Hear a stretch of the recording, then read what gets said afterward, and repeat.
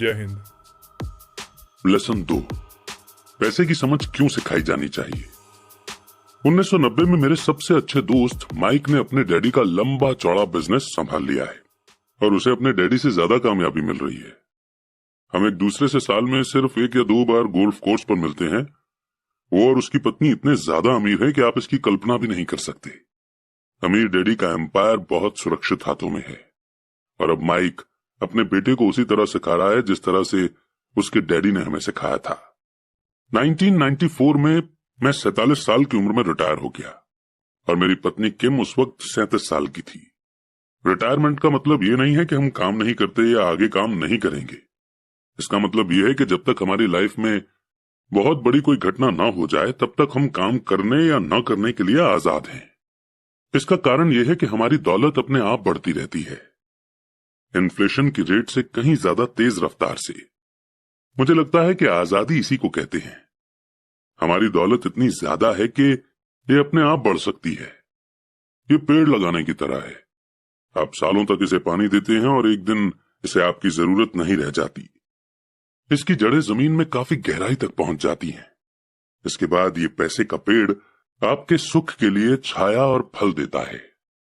Mic ने empire चलाने का ऑप्शन चुना और मैंने रिटायर होने का।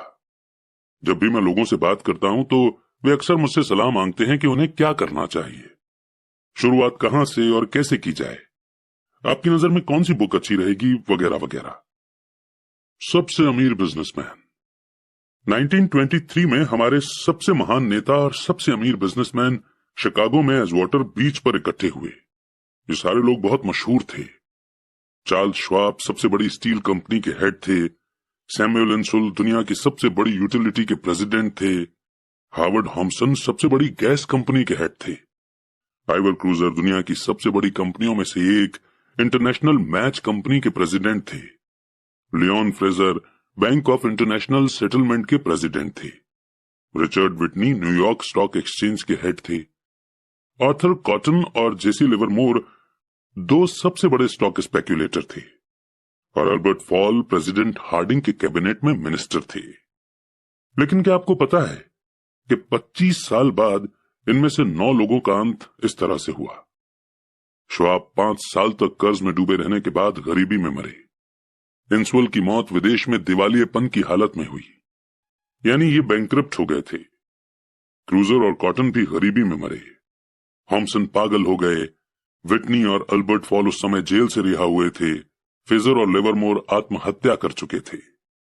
शायद कोई भी ठीक से यह नहीं बता सकता कि इन लोगों के साथ ऐसा क्यों हुआ।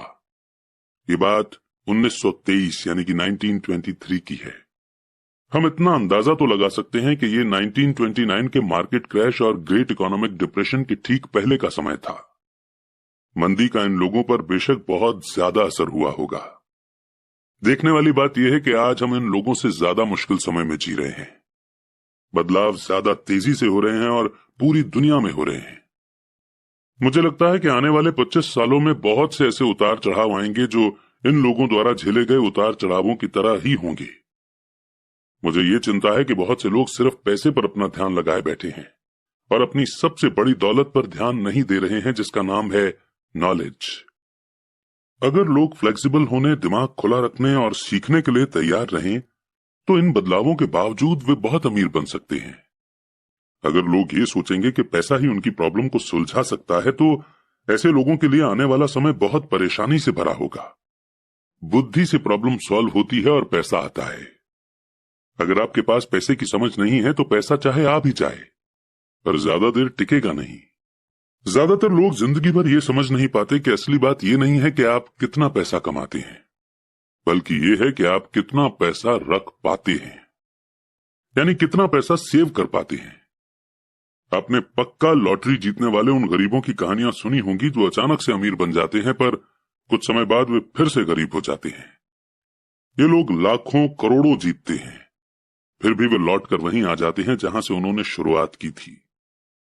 आपने उन प्रोफेशनल एथलीट्स की कहानियां भी पढ़ी होंगी जो 24 साल की उम्र में हर साल करोड़ों रुपए कमाते हैं और 34 साल की उम्र में उन्हें पुल के नीचे सोना पड़ता है, बेघर।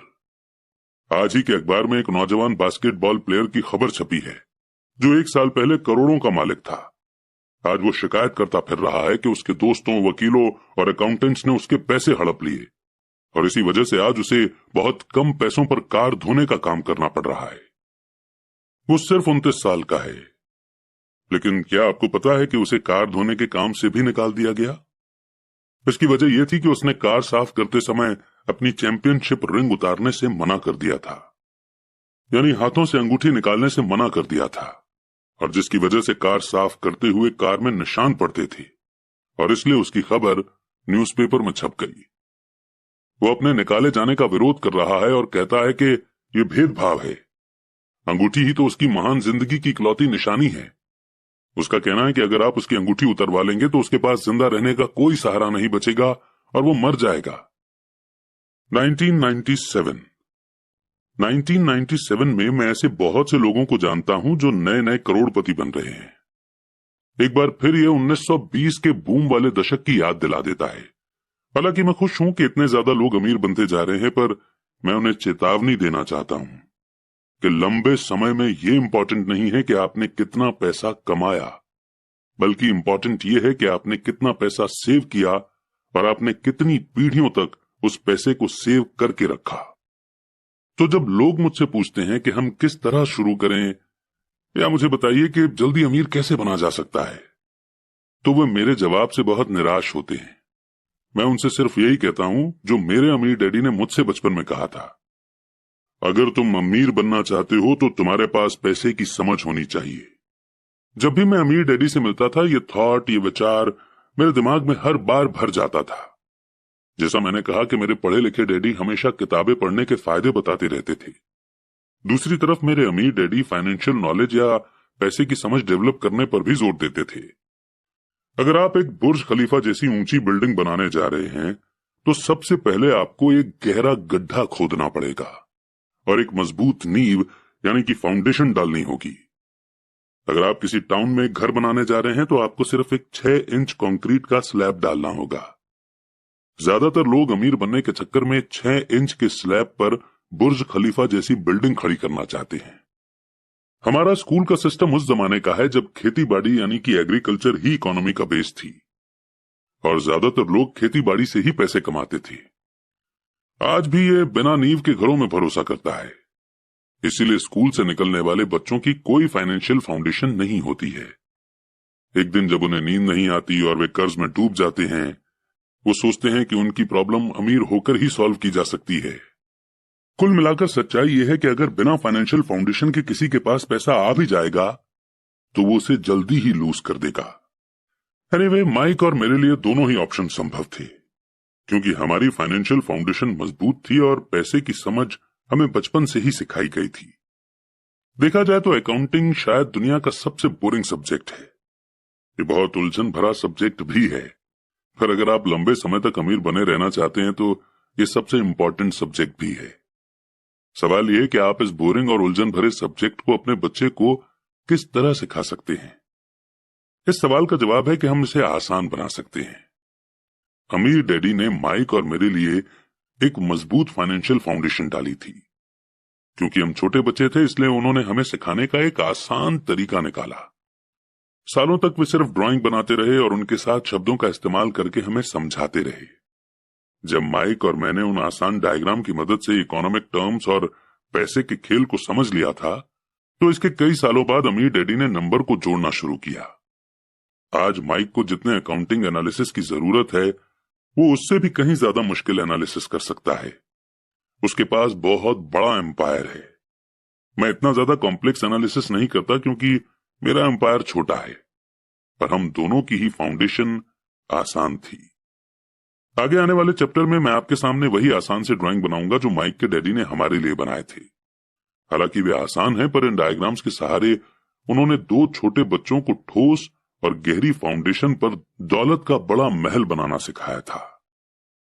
रूल नंबर 1, आपको संपत्ति यानी एसेट और दायित्व यानी लायबिलिटीज का फर्क पता होना चाहिए और हमेशा एसेट ही खरीदनी चाहिए।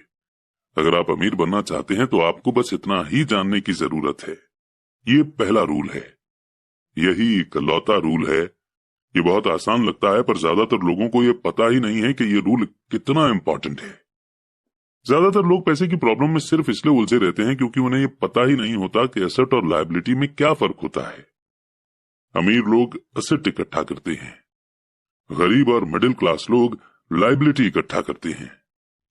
और मजे की बात यह है कि उन लोगों को यह लगता है कि वे एसेट ही जमा कर रहे हैं। जब अमीर डैडी ने माइक और मुझे ये बताया तो हमने सोचा कि वे मजाक कर रहे हैं।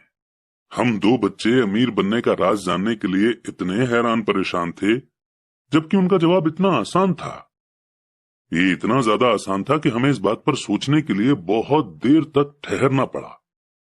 एसेट क्या होता है? माइक ने पूछा। अभी उसके बारे में चिंता मत करो, अमीर डैडी ने कहा। अभी सिर्फ इस बात को अपने दिमाग में घुस जाने दो। अगर तुम इसे आसानी से समझ सकते हो तो तुम्हारी जिंदगी का यही प्लान होगा और तुम्हें जिंदगी भर पैसे की कभी दिक्कत नहीं आएगी। यह आसान है इसलिए अनदेखा कर दिया जाता है।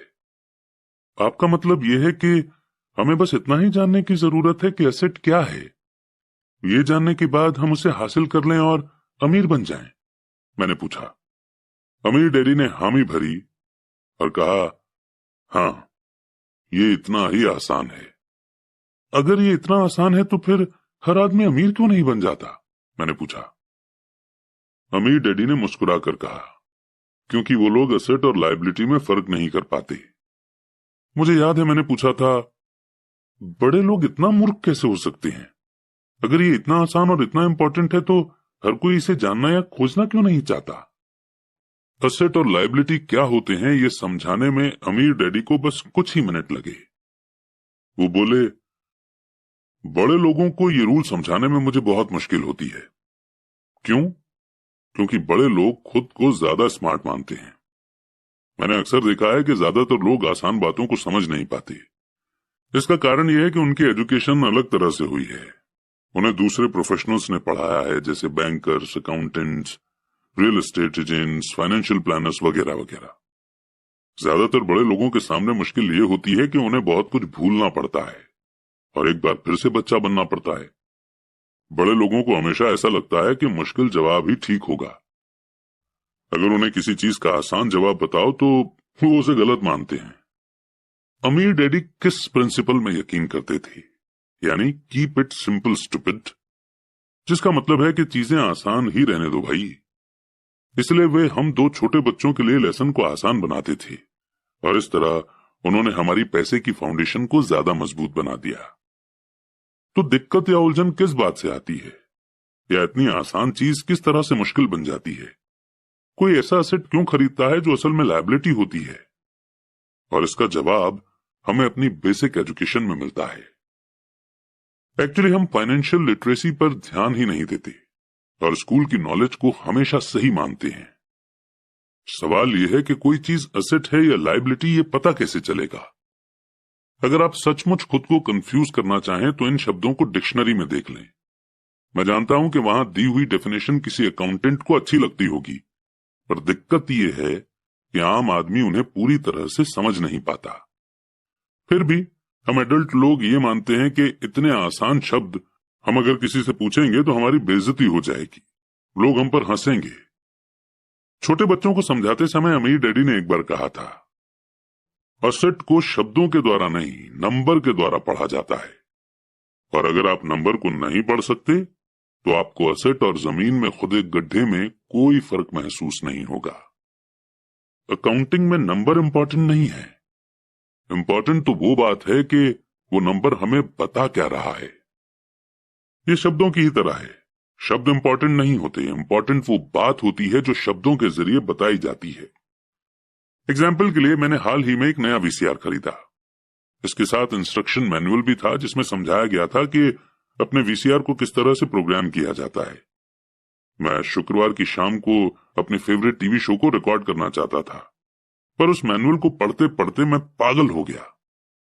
मुझे दुनिया में कोई भी काम इतना मुश्किल नहीं लग रहा था जितना कि अपने वीसीआर को प्रोग्राम करना। मैं शब्दों को पढ़ सकता था पर इसके बावजूद मुझे कुछ समझ नहीं आ रहा था। ऐसा लग रहा था कि मुझे शब्दों को पहचानने में ए ग्रेड मिल रहा था पर उन्हें समझने में मुझे एफ ग्रेड मिल रहा था, यानी उन्हें समझने में मैं फेल हो रहा था। पर यही ज्यादातर लोगों के साथ पैसे के मामले में होता है। अगर आप अमीर बनना चाहते हैं तो आपको नंबर पढ़ना और उन्हें समझना आना चाहिए। मैंने अपने अमीर डैडी से ये बात हजारों बार सुनी है और मैंने ये भी सुना है कि अमीर लोग एसेट इकट्ठा करते हैं जबकि गरीब और मिडिल क्लास लोग लायबिलिटी इकट्ठा करते हैं। यहां यह बताया जा रहा है कि एसेट और लायबिलिटी में क्या फर्क होता है। ज्यादातर अकाउंटेंट और फाइनेंशियल प्रोफेशनल्स डेफिनेशन पर आपस में सहमत नहीं होते। वैसे तो इस बुक में डायग्राम्स दिए हैं, पर क्योंकि ऑडियो बुक है और ऑडियो में हम आपको डायग्राम्स दिखा नहीं सकते, इसलिए हम आपको इसमें दिए गए सारे कॉन्सेप्ट्स आसान सी भाषा में समझा देंगे। और बिल्कुल भी चिंता मत कीजिए क्योंकि हमने खुद इस बुक को 10 से 20 बार पढ़ा हुआ है।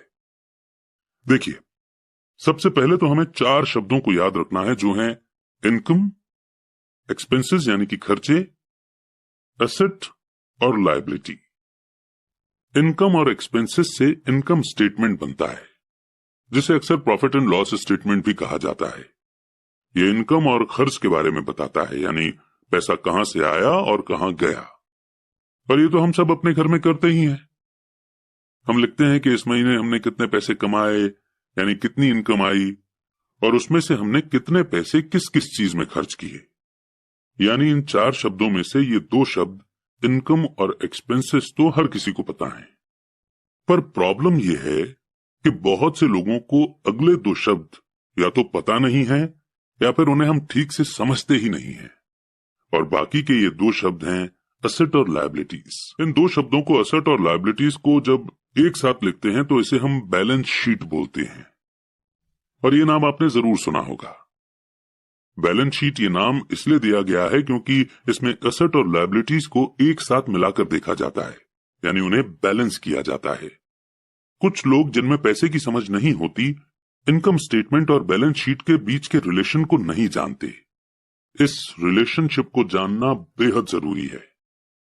इसलिए जैसा मैंने पहले कहा था कि अमीर डैडी ने हमेशा दोनों छोटे बच्चों को आसान सी डेफिनेशन सिखाई।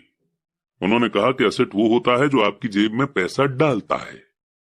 अच्छी, सिंपल और इजी टू यूज डेफिनेशन है ना?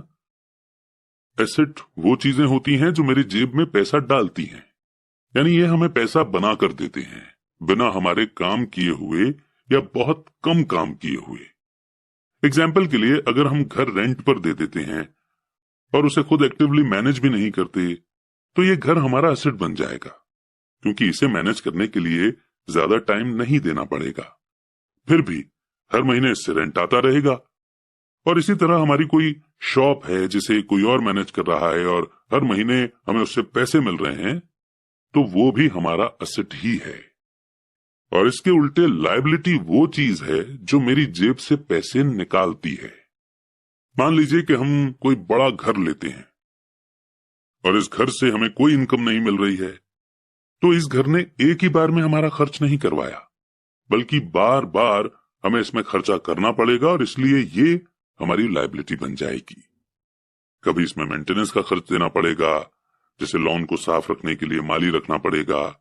और अगर सिंपल सा घर भी है तो भी हमें नॉर्मल मेंटेनेंस के लिए तो पैसा खर्च करना ही पड़ेगा।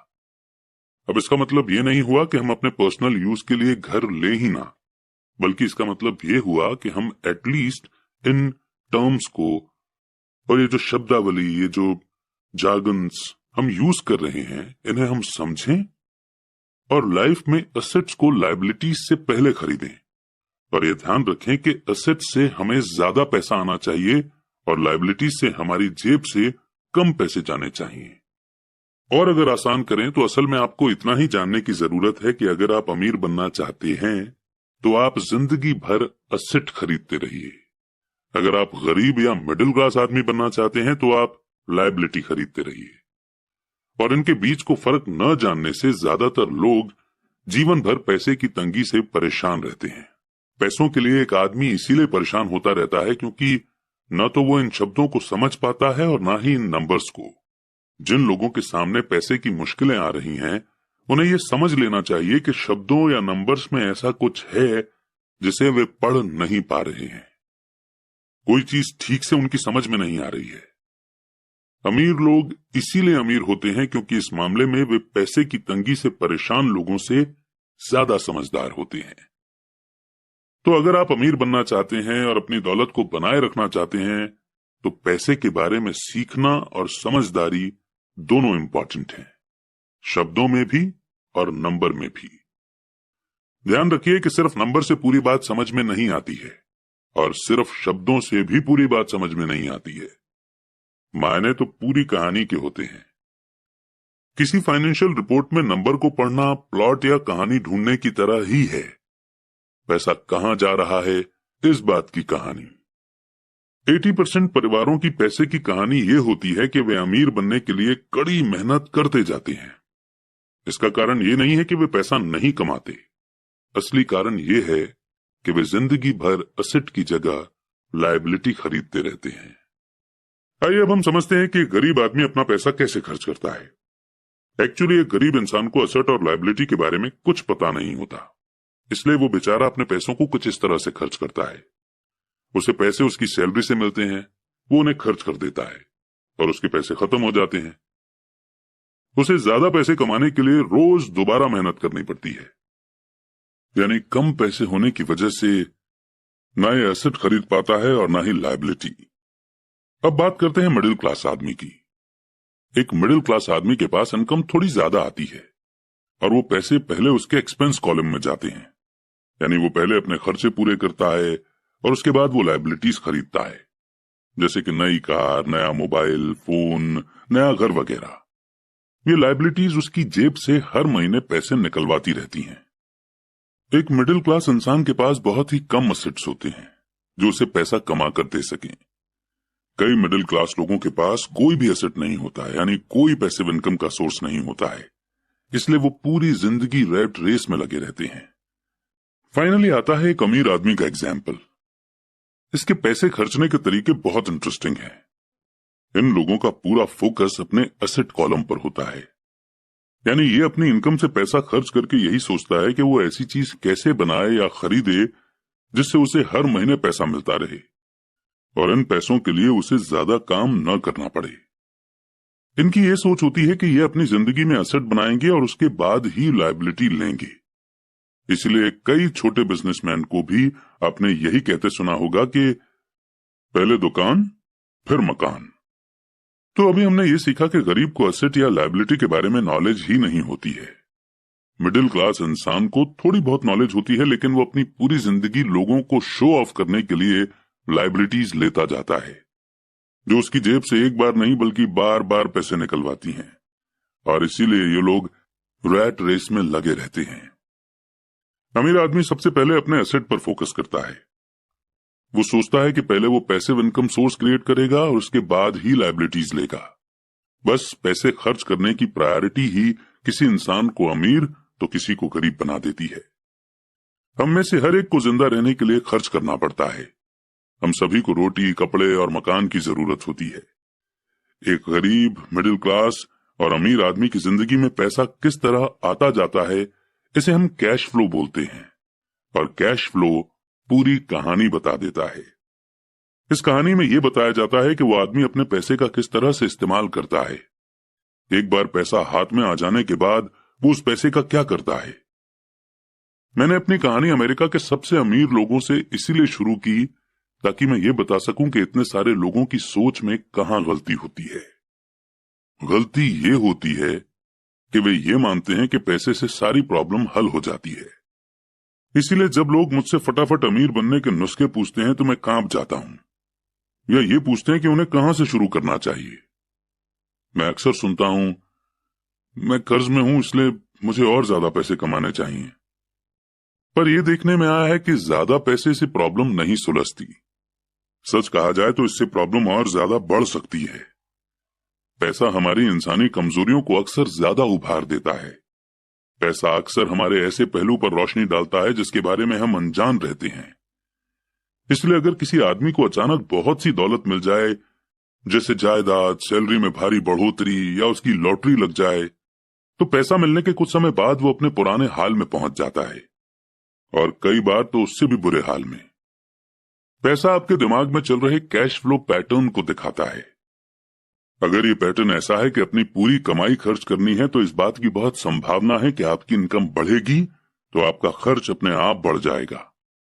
इसलिए ये कहावत सही है कि मूर्ख और उसका पैसा जल्दी ही एक दूसरे से अलग हो जाते हैं। मैंने ये कई बार कहा है कि हम स्कूल इसलिए जाते हैं ताकि हम एकेडमिक और प्रोफेशनल काबिलियत को हासिल कर सकें। बेशक ये दोनों बहुत इंपॉर्टेंट हैं। हमारी प्रोफेशनल काबिलियत के कारण ही हम पैसा बनाना सीखते हैं। 1960 के दशक में जब मैं हाई स्कूल में था, ये माना जाता था कि अगर कोई पढ़ने लिखने में अच्छा है तो वो होनहार स्टूडेंट आगे जाकर डॉक्टर बनेगा। अक्सर उस बच्चे से ये नहीं पूछा जाता था कि क्या वो डॉक्टर बनना चाहेगा, बस ये मान लिया जाता था। इसका कारण ये था कि इसमें सबसे ज्यादा पैसा नजर आता था। आज डॉक्टरों के सामने पैसे की बहुत सी मुश्किलें हैं जो भगवान न करे किसी और के सामने हों। इंश्योरेंस कंपनियों ने इस बिजनेस पर काबू कर रखा है, गवर्नमेंट भी दखल दे रही है और कोर्ट में मुआवजे के केस फाइल हो रहे हैं वगैरह। आज बच्चे बास्केटबॉल स्टार बनना चाहते हैं, टाइगर वुड्स की तरह गोल्फर बनना चाहते हैं, कंप्यूटर एक्सपर्ट बनना चाहते हैं, movie star, rock star, beauty queen या इन्वेस्टर बनना चाहते हैं। इसीलिए क्योंकि अब दौलत, शोहरत और इज्जत इन्हीं जगहों पर है। इसी कारण स्कूलों में बच्चों को अच्छा पढ़ने के लिए मोटिवेट करना मुश्किल हो गया है। वे जानते हैं कि प्रोफेशनल सक्सेस का एकेडमिक सक्सेस से कोई सीधा रिलेशन नहीं है जैसा कभी हुआ करता था। क्योंकि स्टूडेंट्स में स्कूल छोड़ते समय पैसे की कोई समझ नहीं होती है, इसलिए करोड़ों पढ़े लिखे लोग अपने बिजनेस में तो सक्सेसफुल हो जाते हैं, पर बाद में वे पैसे की तंगी से जूझते रहते हैं। वे और ज्यादा मेहनत करते हैं पर अपनी प्रॉब्लम से जीत नहीं पाते। उनकी एजुकेशन में कमी ये नहीं है कि उन्हें पैसा कमाना नहीं सिखाया गया, बल्कि कमी ये है कि उन्हें पैसा खर्च करने का तरीका नहीं सिखाया गया। पैसा बनाने के बाद उसका किस तरह से इस्तेमाल किया जाए और उसे किस तरह से संभाला जाए, इसे पैसे की समझ कहते हैं। पैसा एक बार कमाने के बाद उसका क्या किया जाए, इसे अपने पास कितने लंबे समय तक रोका जाए और अपने पैसे से कड़ी मेहनत कैसे करवाई जाए। ज्यादातर लोग ये नहीं बता पाते कि उनकी पैसे की तंगी का कारण क्या है। ऐसा इसलिए होता है क्योंकि उनमें कैश फ्लो की समझ नहीं होती है। कोई आदमी बहुत पढ़ा लिखा हो सकता है, अपने बिजनेस में सक्सेसफुल हो सकता है, पर हो सकता है कि उसमें पैसे की बिल्कुल भी समझ ना हो। ऐसे लोग अक्सर जरूरत से ज्यादा कड़ी मेहनत करते हैं, क्योंकि उन्होंने कड़ी मेहनत करना तो सीखा है, पर पैसे से अपने लिए कड़ी मेहनत करवाना नहीं सीखा। ये कहानी बताती है कि पैसे का सुख भरा सपना किस तरह दुख भरे सपने में बदल जाता है। कड़ी मेहनत करने वाले लोगों की फिल्मी कहानी एक घिसे पिटे ढर्रे पर चलती है। हाल में शादीशुदा खुश बहुत पढ़े लिखे पति पत्नी साथ साथ रेंट के मकान में रहने लगते हैं। जल्दी उन्हें यह लगने लगता है कि वे पैसा बचा रहे हैं, क्योंकि दो लोगों के साथ साथ रहने का खर्च भी लगभग उतना ही होता है जितना कि अकेले आदमी का। प्रॉब्लम यह है कि जिस अपार्टमेंट में वे रहते हैं वो छोटा है। वे अपने सपनों का घर खरीदने के लिए पैसे बचाने लगते हैं ताकि वे बच्चे पैदा कर सकें। अब उनके पास दो लोगों की सैलरी होती है और वे अपने करियर पर ज्यादा ध्यान देने लगते हैं।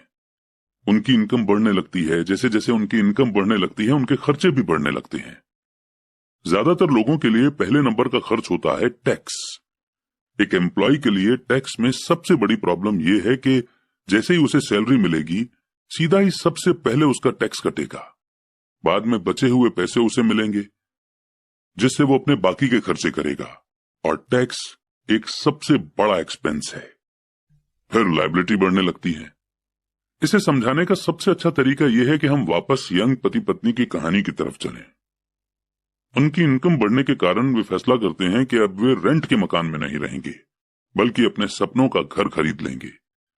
जब वे अपने घर में पहुंच जाते हैं तो उन पर एक नए टैक्स का बोझ आ जाता है, जिसे प्रॉपर्टी टैक्स कहते हैं।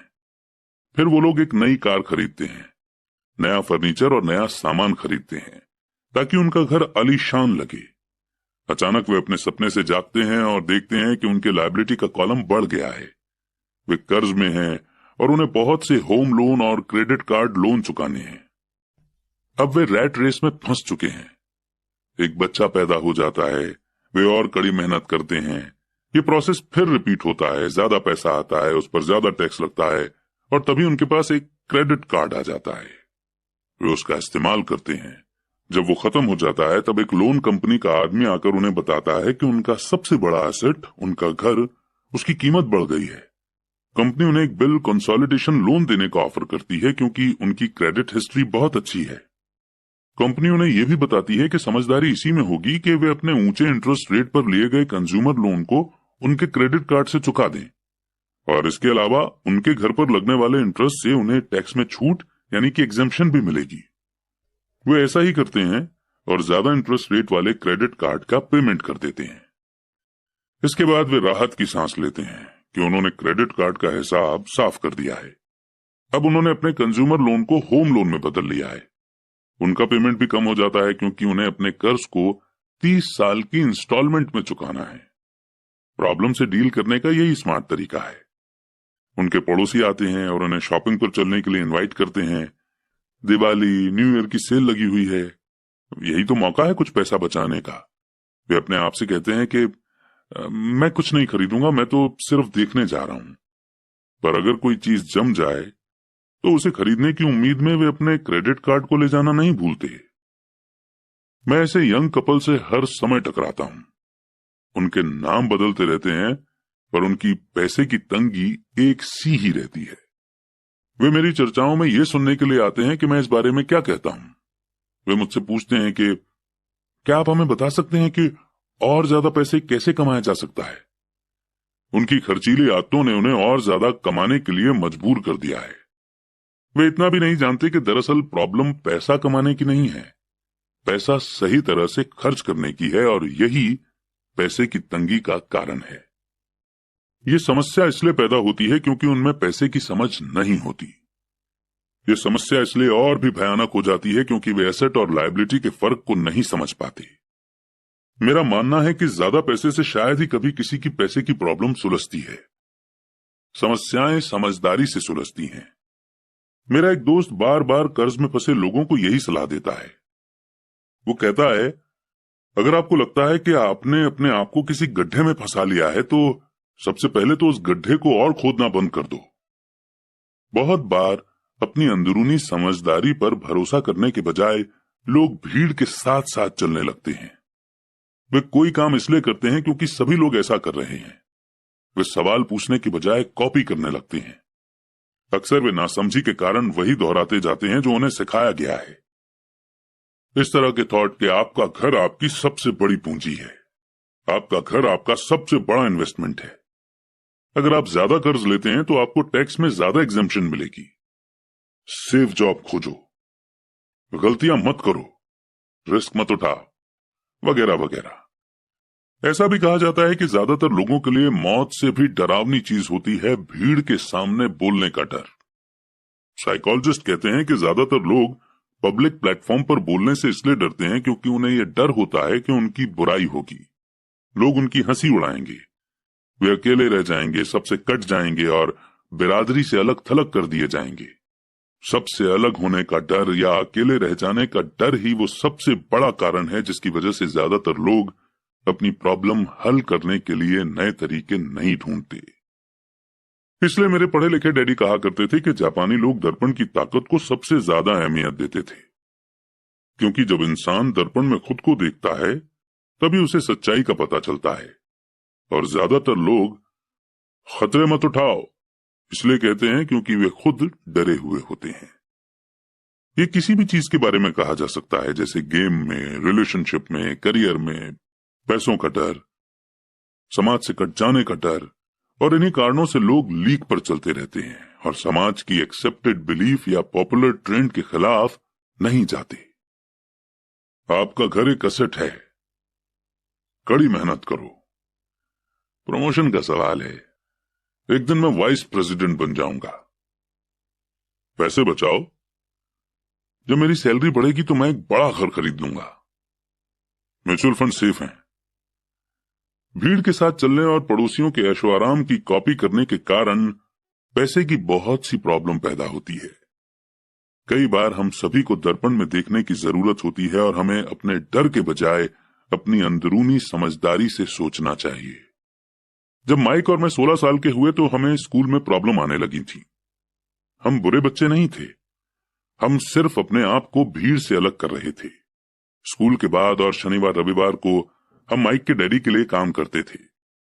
माइक और मैं अक्सर घंटों तक उसके डैडी के साथ बैठे रहते थे जब वे अपने बैंकर्स, वकीलों, अकाउंटेंट, ब्रोकर, इन्वेस्टर्स, मैनेजर्स और एम्प्लॉयज के साथ डिस्कशन करते थे। माइक के डैडी ने 13 साल की उम्र में स्कूल छोड़ दिया था और अब वे पढ़े लिखे लोगों को रास्ता दिखा रहे थे, उन्हें ऑर्डर और इंस्ट्रक्शंस दे रहे थे, उनसे सवाल पूछ रहे थे। पढ़े लिखे लोग उनकी एक आवाज पर दौड़े चले आते थे और उनके गुस्से से डरते थे। यह आदमी कभी भीड़ के साथ नहीं चला। इस आदमी ने खुद के दम पर सोचा और फैसले किए। उन्हें इन शब्दों से चिढ़ होती थी, हमें इसे इस तरह से इसलिए करना पड़ेगा क्योंकि सभी लोग इसी तरह से करते हैं। वे नहीं हो सकता इन शब्दों से भी बहुत चिढ़ते थे। अगर आप उनसे कोई काम करवाना चाहते थे तो आपको बस इतना ही कहना था, मुझे लगता है कि आप इसे नहीं कर सकते।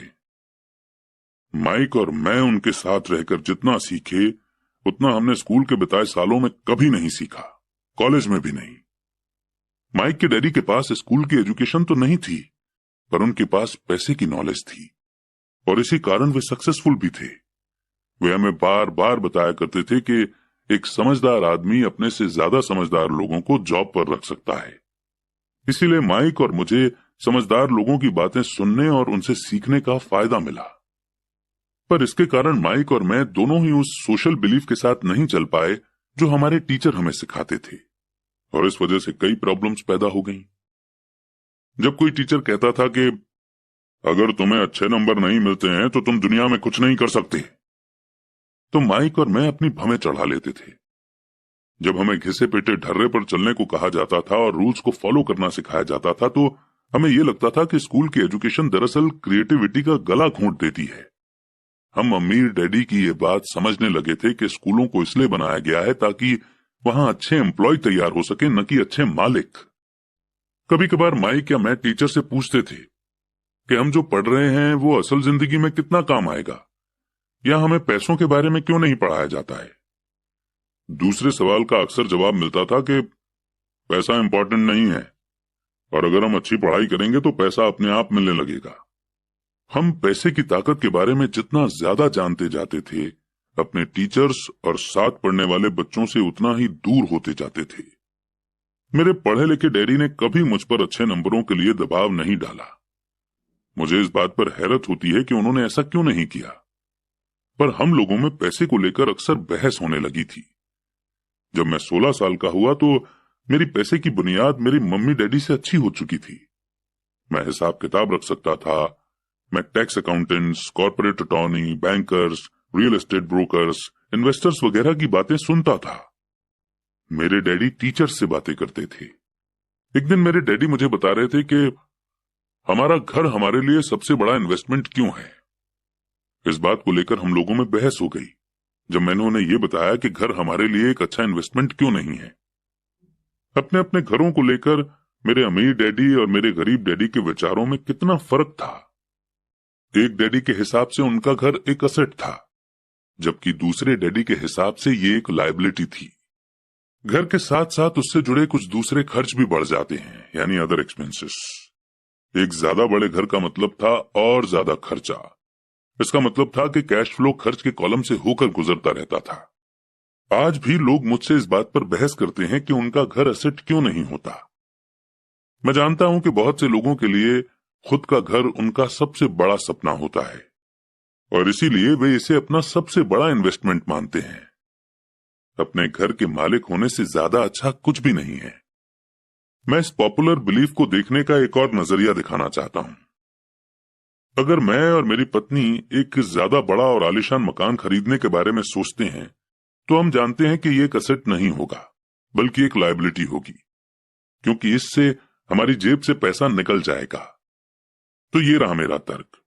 हालांकि ज्यादातर लोग मुझसे सहमत नहीं होंगे क्योंकि घर एक इमोशनल चीज होती है और जब पैसे का सवाल आता है तो भावनाएं पैसे की समझ को हरा देती हैं। मुझे पर्सनल एक्सपीरियंस से पता है कि पैसा हर फैसले को इमोशनल बना देता है। एक, जब घर की बात आती है तो मैं ये बताना चाहता हूं कि ज्यादातर लोग उस घर की कीमत चुकाने के लिए जिंदगी भर काम करते हैं जिसके वे कभी पूरी तरह से मालिक नहीं होते।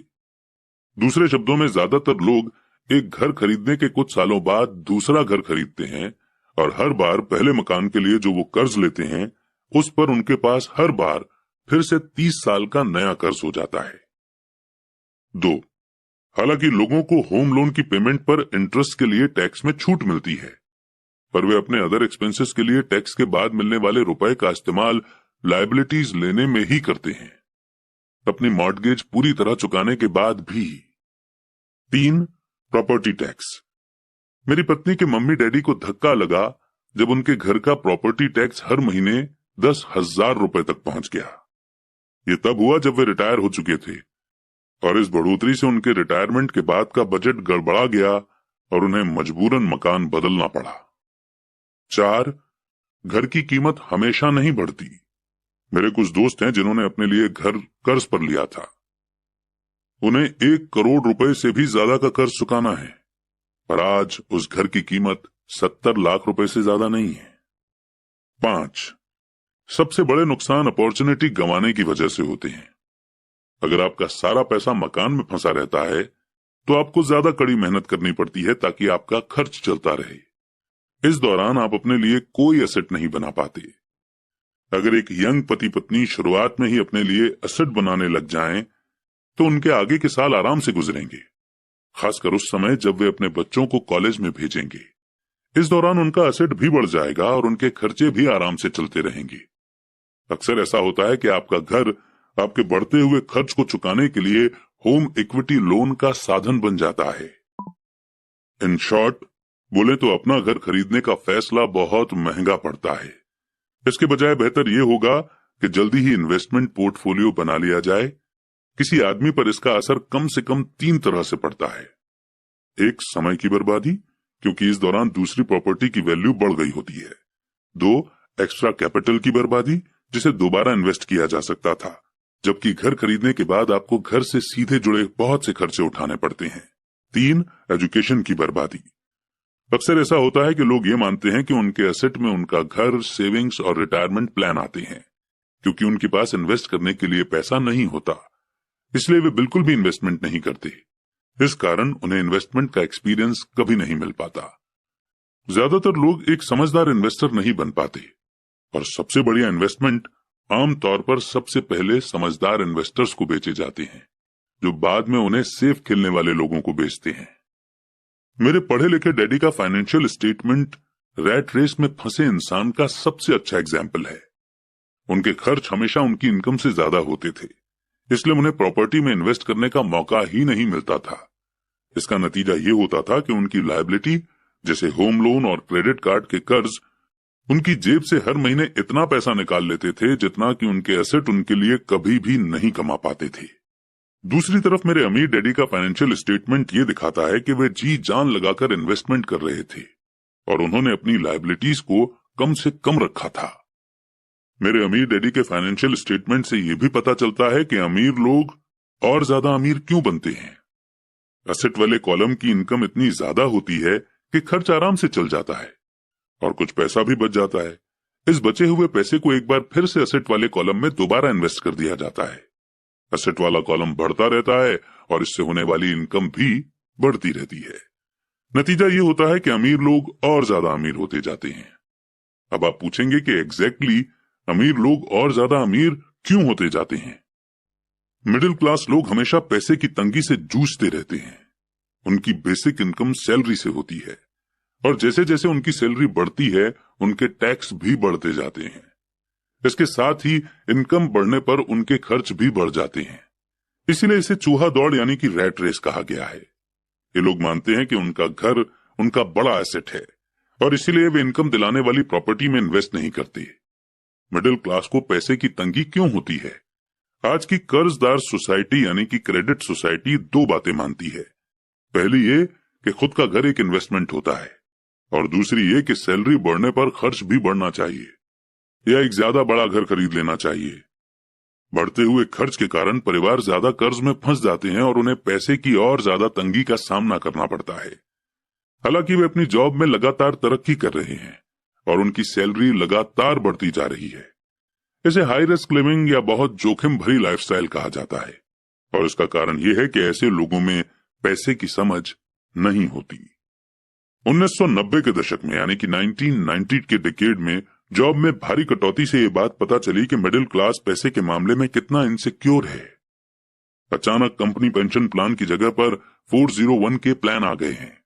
अगर इंडिया की बात करें तो इंडिया में भी 2004 के बाद से पेंशन देना बंद कर दिया गया। सिर्फ डिफेंस सर्विसेज में पेंशन्स हैं और एनपीएस यानी कि न्यू पेंशन स्कीम स्टार्ट कर दी गई और इसे रिटायरमेंट का सहारा नहीं बनाया जा सकता। मिडिल क्लास में घबराहट का माहौल पैदा हो गया है। आज एक अच्छी बात यह है कि ज्यादातर लोग ये बातें समझते हैं और इसलिए उन्होंने म्यूचुअल फंड खरीदना शुरू कर दिया है। इन्वेस्टमेंट में हुई बढ़ोतरी के कारण ही हमने स्टॉक मार्केट में इतनी तेजी देखी है। आज मिडिल क्लास की बढ़ती मांग को पूरा करने के लिए नए नए म्यूचुअल फंड बनते जा रहे हैं। म्यूचुअल फंड इसलिए पॉपुलर हैं क्योंकि वे सेफ होने के सिंबल हैं। म्यूचुअल फंड खरीदने वाले आदमी जॉब में, टैक्स और होम लोन चुकाने में, अपने बच्चों की कॉलेज की फीस के लिए पैसे बचाने में और अपने क्रेडिट कार्ड का हिसाब साफ रखने में बहुत ज्यादा बिजी हैं। उनके पास इतना समय ही नहीं है कि वे इन्वेस्ट करने की स्किल सीख सकें। इसीलिए वे म्यूचुअल फंड के मैनेजर की काबिलियत पर भरोसा करते हैं। साथ ही क्योंकि म्यूचुअल फंड कई तरह के इन्वेस्टमेंट करता है, इसलिए उन्हें ऐसा लगता है कि उनका पैसा ज्यादा सेफ है क्योंकि ये कई टुकड़ों में बंट गया है, या अंग्रेजी में बोले तो डाइवर्सिफाइड हो गया है। पढ़े लिखे मिडिल क्लास का ये ग्रुप म्यूचुअल फंड ब्रोकर्स और फाइनेंशियल प्लानर्स के डाइवर्सिफाइड प्रिंसिपल्स को सही मानता है। सेफ रहो, रिस्क से बचे रहो। असली ट्रेजेडी तो यह है कि पैसे की समझ न होने के कारण एवरेज मिडिल क्लास लोग खतरों का सामना करते हैं। उनके सेफ खेलने का असली कारण यह होता है कि उनके पास पैसे की तंगी होती है।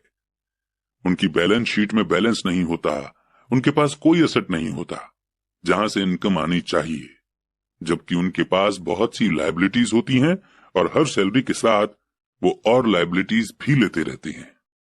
आमतौर पर उनकी इनकम का इकलौता साधन उनकी सैलरी होती है। एक तरह से उनका जीवन पूरी तरह से उनके बॉस पर डिपेंडेंट होता है। और जब सचमुच जिंदगी में एक बार आने वाला मौका आता है, यानी कोई इन्वेस्टमेंट अपॉर्चुनिटी सामने दिखती है, जैसे कि कोई अच्छी प्रॉपर्टी जो बहुत ही सस्ते प्राइस पर मिल रही हो, तो ये लोग उस मौके का फायदा नहीं उठा पाते क्योंकि वे इतनी कड़ी मेहनत कर रहे हैं। इसलिए वे सेफ गेम खेलते हैं, सबसे ज्यादा टैक्स चुकाते हैं और कर्ज के बोझ से दबे रहते हैं। जैसा मैंने इस सेक्शन के शुरू में कहा था कि सबसे इंपॉर्टेंट रूल यह है कि एसेट और लायबिलिटी के बीच के फर्क को पहचाना जाए। एक बार आप इनमें फर्क समझ लें, इसके बाद आप इनकम देने वाली प्रॉपर्टी खरीदने की लगातार कोशिश करते रहें। ये अमीर बनने की राह पर चलने का सबसे बढ़िया तरीका है। इसे करते रहें और आपका एसेट वाला कॉलम बढ़ता रहेगा। अपनी लायबिलिटी और खर्च को कम करने की कोशिश भी करते रहें। इससे पैसा आपके एसेट वाले कॉलम में आता रहेगा। जल्द ही आपके पास इतने एसेट हो जाएंगे कि आप और ज्यादा रिस्क वाले इन्वेस्टमेंट कर सकेंगे। ऐसे इन्वेस्टमेंट जिनमें 100% से बिना किसी लिमिट तक प्रॉफिट हो सकता है। ऐसे इन्वेस्टमेंट जिनमें 50,000 रुपए की रकम जल्दी ही 10 लाख रुपए या इससे ज्यादा हो जाती है। ऐसे इन्वेस्टमेंट जिन्हें मिडिल क्लास बहुत ही रिस्क भरा मानता है। इन्वेस्टमेंट रिस्की नहीं है, बल्कि ये उस इंसान की पैसे की नासमझी है, फाइनेंशियल इग्नोरेंस यानी कि अज्ञान है, जो उसे बहुत रिस्क भरा बना देती है। एक एम्प्लॉय होने के नाते जो घर का मालिक भी है, आपकी जॉब का पैटर्न जनरली ये होता है। एक, आप किसी के लिए काम करते हैं। सैलरी पर काम करने वाले ज्यादातर लोग मालिक को या शेयर होल्डर्स को ज्यादा अमीर बना रहे हैं। आपकी कोशिशों, मेहनत और सक्सेस से दरअसल आपका मालिक सक्सेसफुल होता है और उसके रिटायरमेंट में मदद मिलती है। दो, आप गवर्नमेंट के लिए काम करते हैं। आप इसे देख पाएं इसके पहले ही गवर्नमेंट आपकी सैलरी में से अपना हिस्सा ले लेती है। ज्यादा कड़ी मेहनत करके आप गवर्नमेंट को देने वाले टैक्स में बढ़ोतरी करते हैं। ज्यादातर लोग जनवरी से मई तक सिर्फ और सिर्फ गवर्नमेंट के लिए काम करते हैं। तीन, आप बैंक के लिए काम करते हैं। टैक्स चुकाने के बाद आपका सबसे बड़ा खर्च आमतौर पर अपना होम लोन और क्रेडिट कार्ड का कर्ज चुकाना होता है। अगर आप सिर्फ ज्यादा कड़ी मेहनत से काम करते जाएं तो प्रॉब्लम यह है कि तीनों ही मामलों में आपकी ज्यादा मेहनत से किसी और को ज्यादा फायदा मिलता है। आपको यह सीखना चाहिए कि आपकी ज्यादा मेहनत से किस तरह आपको और आपके परिवार को सीधा फायदा मिल सकता है। अगर आप ये फैसला कर भी लें कि आप अपने काम से काम रखेंगे, फिर भी आपको ये नहीं पता होता कि आपके गोल्स को किस तरह से सेट किया जाए। ज्यादातर लोग अपने प्रोफेशन को बनाए रखना चाहते हैं और अपनी सैलरी के सहारे ही असेट बनाना चाहते हैं। जब उनकी वेल्थ बढ़ती है तो वे किस तरह से अपनी सक्सेस को मापते हैं? कब कोई आदमी ये महसूस करता है कि वो अमीर है, कि उसके पास दौलत है? असेट और लायबिलिटी की मेरी अपनी डेफिनेशन की ही तरह दौलत के बारे में भी मेरी अपनी ही डेफिनेशन है। दरअसल मैंने इसे बकमिंस्टर फुलर नाम के इंसान से सीखा है। कुछ लोग उसे नीम हकीम कहते हैं और कई लोग उसे एक जीता जागता जीनियस कहते हैं। सालों पहले सभी आर्किटेक्ट इसलिए हैरान हो गए थे क्योंकि 1961 में उसने जियोडेसिक डोम के पेटेंट के लिए अप्लाई किया था और उस एप्लीकेशन में फुलर ने दौलत के बारे में भी कुछ कहा था। पहले तो उसका ठीक ठाक मतलब समझ में नहीं आया था, पर उसे कई बार पढ़ने के बाद इसका मतलब समझ में आने लगा। दौलत किसी आदमी की वो एबिलिटी या काबिलियत है जिसके सहारे वो आगे आने वाले इतने दिनों तक जिंदा रह सकता है। यानी अगर मैं आज काम करना बंद कर दूं तो मैं कितने समय तक जिंदा रह सकता हूं। ये नेट वर्थ की तरह नहीं है जो आपके एसेट और लायबिलिटी के बीच का फर्क है। हर इंसान को लगता है कि उसके पास जो सामान है वो बहुत कीमती है, पर इस डेफिनेशन से सचमुच सही असेसमेंट किया जा सकता है। मैं अब असेस कर सकता हूं और सचमुच जानता हूं कि फाइनेंशियल रूप से आजाद होने के मेरे गोल के मामले में मैंने कितनी तरक्की कर ली है। हालांकि नेटवर्थ में ऐसी चीजें भी आ जाती हैं जिनसे पैसा नहीं आता, जैसे वो चीज जो आपके गैरेज में खड़ी है। दौलत का सीधा सा हिसाब यह है कि आपका पैसा कितना पैसा बना रहा है और इसीलिए आप फाइनेंशियल रूप से कितने दिनों तक जिंदा रह सकते हैं। दौलत दरअसल असेट के कॉलम की कैश फ्लो के लायबिलिटी वाले कॉलम के साथ तुलना है। एक एग्जाम्पल लेते हैं। मान लीजिए कि मेरे पास हर महीने में अपने एसेट से 10,000 रुपए कैश आ रहा है और मेरा खर्च हर महीने 20,000 रुपए है। तो सवाल यह है कि मेरे पास कितनी दौलत है। अब हम बकमिस्टर फुलर की डेफिनेशन की तरफ चलते हैं। उनके डेफिनेशन के हिसाब से मैं कितने दिनों तक जिंदा रह सकता हूं। अगर हम एक महीने में 30 दिन मान लें तो इस डेफिनेशन के हिसाब से मैं 15 दिन तक जिंदा रह सकता हूं। जब मैं अपने एसेट से हर महीने 20,000 का कैश फ्लो हासिल करने लग जाऊंगा तो मैं अमीर हो जाऊंगा। हालांकि मैं अमीर नहीं हूं, पर मैं फाइनेंशियली फ्री हूं। हर महीने मेरे एसेट से मुझे जो इनकम मिलती है वो मेरे महीने भर के खर्च के लिए काफी होती है। अगर मैं अपने खर्च को बढ़ाना चाहता हूं तो मुझे इसके पहले अपने एसेट से आने वाले कैश फ्लो को बढ़ाना होगा। ये ध्यान रखें कि इस पॉइंट पर मैं अपनी सैलरी पर बिल्कुल भी डिपेंडेंट नहीं हूं। मैंने अपने एसेट बनाने में जी तोड़ कोशिश की थी और मैं इसमें सक्सेसफुल भी हुआ, जिसके कारण आज मैं फाइनेंशियल रूप से आजाद हो गया हूं। अगर मैं आज अपनी जॉब छोड़ भी दूं तो मेरे एसेट से इतना कैश फ्लो आता रहेगा कि मेरा खर्च आसानी से चलता रहेगा। मेरा अगला गोल ये होगा कि मेरे एसेट से आने वाले एक्स्ट्रा कैश को फिर से एसेट वाले कॉलम में इन्वेस्ट कर दिया जाए। मैं जितने पैसे अपने लिए एसेट्स बनाने में खर्च करता रहूंगा, मेरे एसेट्स मुझे उतना ही पैसा देते रहेंगे। यानी मेरा एसेट वाला कॉलम जितना ज्यादा बढ़ता है वहां से उतना ही ज्यादा कैश फ्लो आता है और जब तक मैं अपने खर्च यानी एक्सपेंसेस को आने वाले कैश से कम रखता हूं तब तक मैं ज्यादा अमीर बनता रहूंगा। ध्यान देने वाली बात यह है कि मेरी इनकम फिजिकल मेहनत से नहीं बल्कि दूसरे तरीके से हो रही है। जब तक री इन्वेस्टमेंट का ये प्रोसेस चलता रहेगा मैं अमीर बनने के रास्ते पर तेजी से चलता रहूंगा। अमीरी का असली डेफिनेशन देखने वाले की नजर में होता है। आप कभी बेहद अमीर नहीं हो सकते। तो आइए इस चैप्टर के लेसन को हम एक बार रिव्यू कर लेते हैं। पहला, अमीर एसेट खरीदते हैं। दूसरा, गरीब सिर्फ खर्च करते हैं। मिडिल क्लास लायबिलिटी खरीदता है पर यह सोचता है कि वो एसेट खरीद रहा है। जय हिंद।